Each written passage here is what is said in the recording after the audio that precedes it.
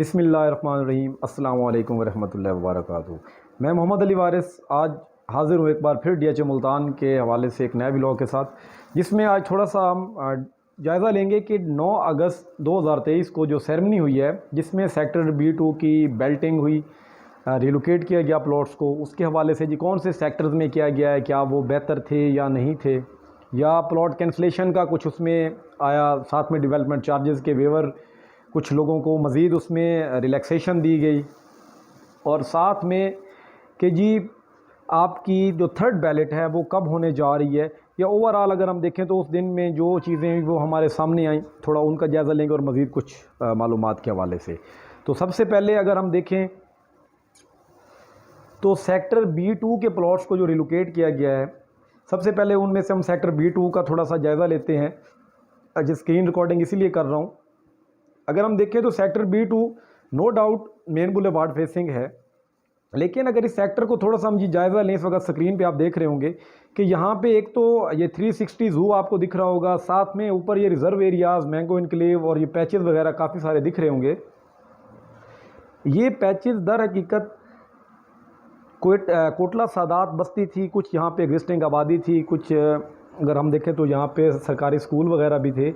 तो जो area DHA acquire नहीं कर सका, ये उसी वजह से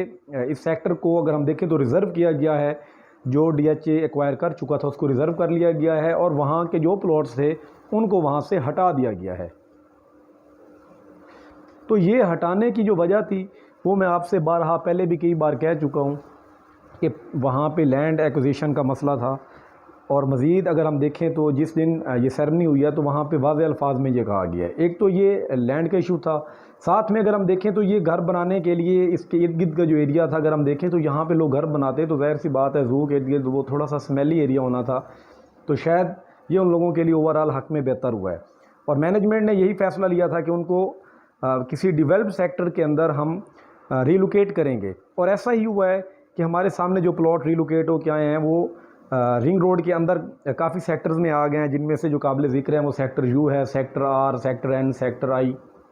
H वगैरह में भी आए हैं, Q में भी आए हैं, सेक्टर A में भी कुछ को दिया गया है। तो ये ओवरऑल अगर हम देखें तो एक अच्छी चीज़ हुई है। और इवन कि अगर हम प्लॉट की वक्त की बात करें तो सेक्टर B2 से जिन सेक्टर में प्लॉट को शिफ्ट किया गया है उनकी कीमतें बेहतर थीं, तो ओवरऑल ये चीज़ एक अच्छी हो गई है। और साथ में अगर हम देखें तो वहीं पे ब्रिगेडियर साहब ये भी कह रहे थे कि जिन लोगों ने डेवलपमेंट चार्जेस पूरे अदा नहीं किए, पोजेशन सेक्टर्स के अंदर उनके प्लॉट्स मौजूद हैं, तो उनके लिए ये एक वार्निंग है कि जी आने वाले वक्त में उनके प्लॉट्स को नॉन डेवलप्ड सेक्टर W1-2 में पेनल्टी के तौर पे शायद उसको हटा के वहाँ लगा दिया जाएगा, उनको प्लॉट्स वो रिलोकेट कर दिए जाएंगे, उनका लोकेशन चेंज कर दिया जाएगा। तो ये एक अच्छी चीज़ नहीं है। अगर क्लाइंट्स को मेरे ख्याल से प्लॉट रखने हैं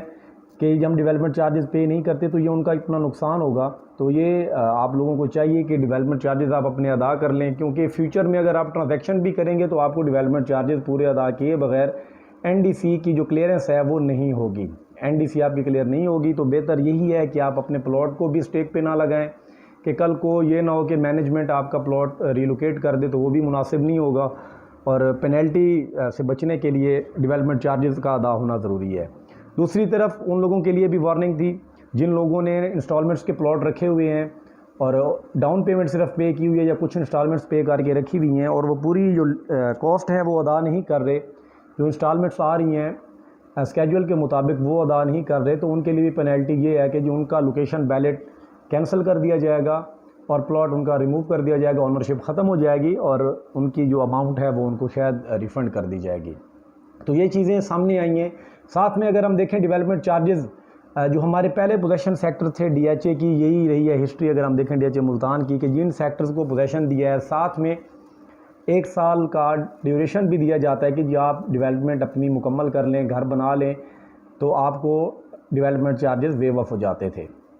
तो उसमें जो सेक्टर्स पहले थे उनका ड्यूरेशन ख़त्म हो चुका था, और हो सकता है उनमें से कुछ ओनर्स ने बाद में प्लॉट ख़रीदा हो, तो वो उनके लिए मौका नहीं था उस वक़्त कि वो उस अपॉर्चुनिटी को अवेल करते। तो ये उन लोगों के लिए अच्छी अपॉर्चुनिटी है कि अगर आपका प्लॉट उन पोजेशन सेक्टर्स के अंदर है तो आपके पास तकरीबन 1.5 साल मौजूद है, क्योंकि 2024 तक आप अपना डेवलपमेंट चार्जेस का वेवर जो है वो अवेल कर सकते हैं इस अपॉर्चुनिटी को। लेकिन थोड़ा सा पॉलिसी को चेंज किया गया है।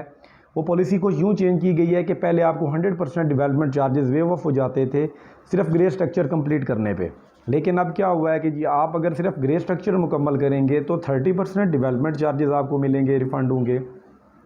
अगर फिनिशिंग पे जाएंगे तो 30% मज़ीद आपको डेवलपमेंट चार्जेस रिफ़ंड हो जाएंगे। अगर आप वहाँ पे रिहाइश पजीर हो जाते हैं तो आपको 40% मज़ीद डेवलपमेंट चार्जेस भी रिफ़ंड हो जाएंगे और साथ में कुछ और फैसिलिटीज़ भी हैं। तो ओवरऑल 100% डेवलपमेंट चार्जेस का वेवर लेने के लिए आपको वहाँ पे रिहाइश भी रखना ज़रूरी हो गया है। तो ये ओवरऑल अगर हम देखें तो लिवेबिलिटी की तरफ चीज़ें जाएंगी और ये हम सब के लिए, आपके लिए,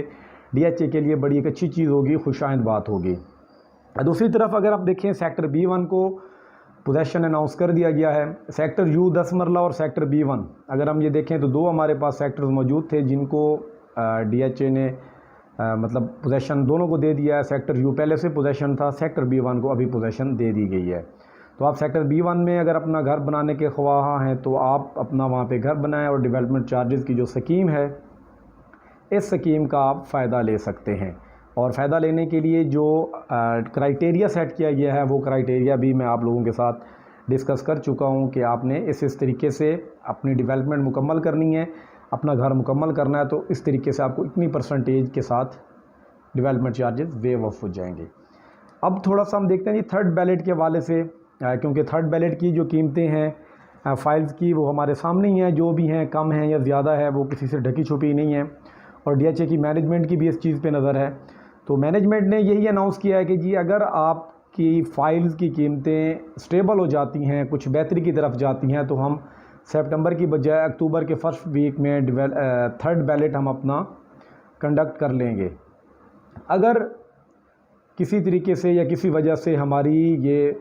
कीमतें स्टेबल नहीं होंगी तो थर्ड बैलेट को शायद नेक्स्ट ईयर में भी पोस्टपोन कर दिया जाए, नेक्स्ट ईयर तक के लिए। या हो सकता है कि मज़ीद अगर हम 1 साल से ज़्यादा अरसा भी शायद वो DHA ले जाए कि आपको थर्ड बैलेट देखने को ना मिले। तो होप सो कीमतें बेहतर हो जाएं, हम तो यही चाहते हैं। लेकिन अभी फ़िलहाल ऐसी कोई चीज़ देखने को आ नहीं रही कि शायद जिस बेस पे मैं कह सकूं कि जी हाँ कीमतें बेहतर हो सकती हैं। अब आ जाते हैं थोड़ा सा हम देखते हैं कीमतों के अलावा कि जी DHA ने साथ में बाकायदा क्लियर किया है कि जो क्लाइंट्स हैं उन क्लाइंट्स को फ्रॉड से बचाने के लिए, उनके नुकसान का ख्याल रखते हुए कि जो उनका लॉस ना हो, उन्होंने जितने भी फ्रॉड करने वाले डीलर्स थे, रियल्टर्स थे, उनको सस्पेंड कर दिया है या कुछ लोगों को ब्लैक लिस्ट कर दिया है फॉरएवर। और बाकायदा आप सबको और हम रियल्टर्स को भी ये तंबीह की है कि आप उन लोगों के साथ कोई लेन देन ना करें। अगर आप ये लेन देन करेंगे तो ज़ाहिर सी बात है उसमें फिर DHA तो यही कहेगा कि जी हमने आपको आगाह किया था, तो फिर उसमें वो फिर पेचीदगी आप लोगों के लिए पैदा होगी। बल्कि यहाँ पे मैं ये कहूँगा साथ में कि अगर आप किसी रियल्टर के साथ ट्रांजैक्शन कर रहे हैं, ख़ाह वो रजिस्टर्ड है भी, तो आप एक दफ़ा उसकी ऑथराइजेशन जो है DHA मुल्तान की वेबसाइट पे जाके ज़रूर चेक कीजिए क्या उसकी एजेंसी वहाँ पे अवेलेबल है भी या नहीं। अगर वहाँ पे रजिस्टर्ड डीलर की साइट वहाँ पे टैब में अगर ये नाम आ रहा हुआ, उनके रजिस्ट्रेशन के साथ स्टेटस आपको दिख जाएगा, तो उस चीज़ से थोड़ा सा आपको आसानी हो जाएगी कि आप जिसके साथ डील कर रहे हैं, ट्रांजैक्शन करने जा रहे हैं, क्या वो आपके लिए रिलायबल है या नहीं, या फ्यूचर में कोई पेचीदगी तो आपके लिए पैदा नहीं होगी। तो आप ज़रूर इस चीज़ को देख लिया करें। तो अभी फ़िलहाल यही आप लोगों के साथ थोड़ा सा डिस्कशन करनी थी। चीज़ें